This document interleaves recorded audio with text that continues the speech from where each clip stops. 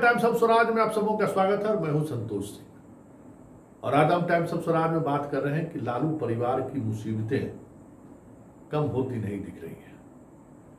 भले ही तेज प्रताप राजनीतिक वजह से ही सही अभी तक ईडी और सीबीआई के चंगुल में नहीं आए हैं, लेकिन आज अपनी पत्नी की वजह से वो चंगुल में आ ही गए। जी, हम बात ऐश्वर्या राय की कर रहे हैं।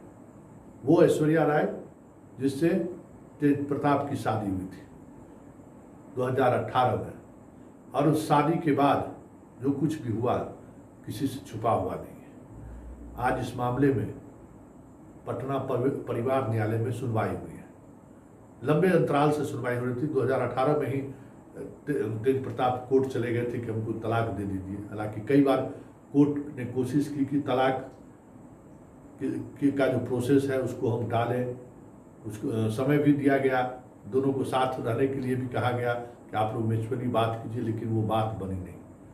लेकिन पूरी सुनवाई के बाद आज परिवार न्यायालय का जो जजमेंट आया के साथ घरेलू हिंसा हुई है, और जो आरोप उन्होंने मीसा भारती और राबड़ी देवी, सास राबड़ी देवी पर लगाई है, वो आरोप सही प्रतीत होता है। फिलहाल ऐश्वर्या राय को, राबड़ी परिवार को जिस तरीके से या राबड़ी देवी को जिस तरीके की सुख सुविधा मुहैया कराई जा रही है, वो सुख सुविधा मुहैया कराई जाए। हालांकि कोर्ट ने राबड़ी देवी के आवास पर ही ऐश्वर्या राय को रखने का आदेश दिया था, लेकिन तेज प्रताप के वकील ने दलील दिया कि ये आवास सरकारी आवास है, कोई निजी आवास राबड़ी देवी की नहीं है। उसी पर कोर्ट का ये फैसला आया है कि आप ऐश्वर्या राय को राबड़ी देवी जिस तरीके के मकान में रहती हैं उस तरीके के मकान में ऐश्वर्या राय को भी रहने की व्यवस्था करिए। पूरी व्यवस्था उसी तरीके से होनी चाहिए, बिजली पानी जो भी हो उसी शान शौकत से उसको रखने की व्यवस्था होनी चाहिए। और इतना ही नहीं, 31 अक्टूबर को फिर सुनवाई होनी है, और इस दौरान ऐश्वर्या राय से भी परिवार न्यायालय के जज ने बात की और उनसे समझने की कोशिश की कि बीच का क्या रास्ता निकल सकता है, क्योंकि तेज प्रताप तलाक के लिए आवेदन फाइल किया है।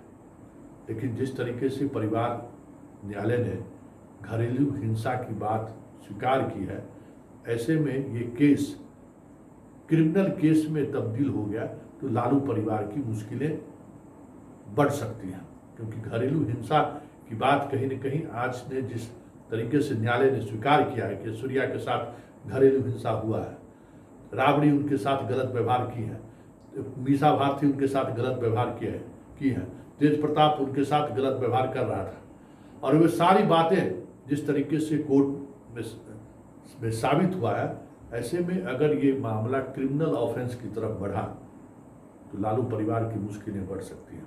क्योंकि घरेलू हिंसा अपने आप में एक ऐसी कानूनी व्यवस्था है जिस व्यवस्था में जेल भी जाना पड़ सकता है, आपको जमानत भी लेनी पड़ सकती है। तो आज के इस फैसले के बाद आप कह सकते हैं कि लालू परिवार की मुश्किलें एक दूसरे प्लेटफॉर्म पर भी बढ़ती जा रही हैं। पुतौह के मामले में ये जजमेंट हमें लगता है कि लालू के लिए एक बड़ा सेटबैक है। और आप देखिए इस बीच का रास्ता अगर कुछ निकलता है, जिस तरीके से तेजस्वी और ऐश्वर्या के बीच मुलाकात हुई थी दरोगा राय जी के जयंती के मौके पर, जो दुआ सलाम हुआ था, उसके सहारे कुछ बीच का रास्ता अगर निकले तब तो सही है, नहीं तो फिर आने वाले समय में एक नए तरीके के मुकदमों में पूरा परिवार लालू का उलझता हुआ दिखे तो कोई बड़ी बात नहीं होगी। और बात सिर्फ कानूनी नहीं है, तब बात राजनीतिक भी होगा।